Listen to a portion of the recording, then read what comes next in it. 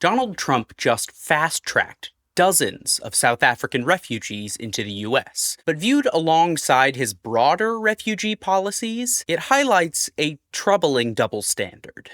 On day one of his second term, Trump signed an executive order realigning the US refugee admissions program, which just meant shutting it down.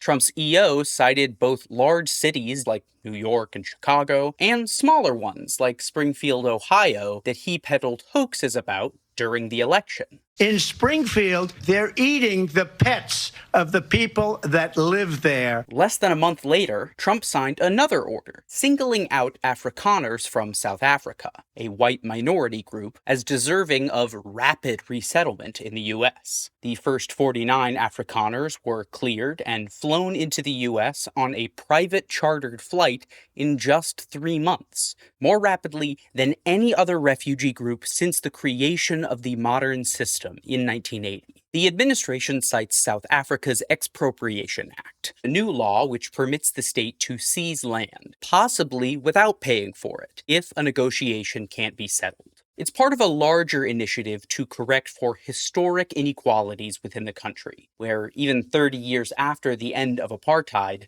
70% of farmland is owned by the minority that was once the only group allowed to own it. Trump points to this as evidence of anti-white persecution. It's a genocide that's taking place. White farmers are being brutally killed and their land is being confiscated. Violent crime remains high in South Africa, and though attacks on farmers are of note, experts say there's no data to support a specific campaign targeting white farmers. The so-called white genocide conspiracy theory has long been popular with white supremacists, being peddled by Alex Jones and Tucker Carlson, as well as tech-right oligarchs like Elon Musk, before making it, once again, to the White House.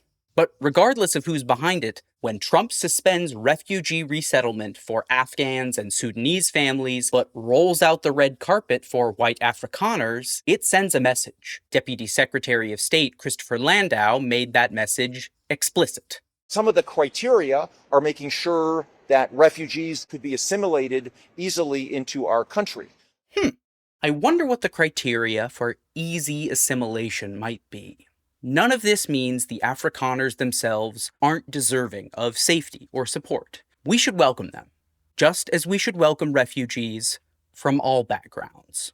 Hey, just popping in here at the last minute to say, turns out one of those refugees had some pretty rude things to say about Jewish people online, so maybe take that last bit with a grain of salt also.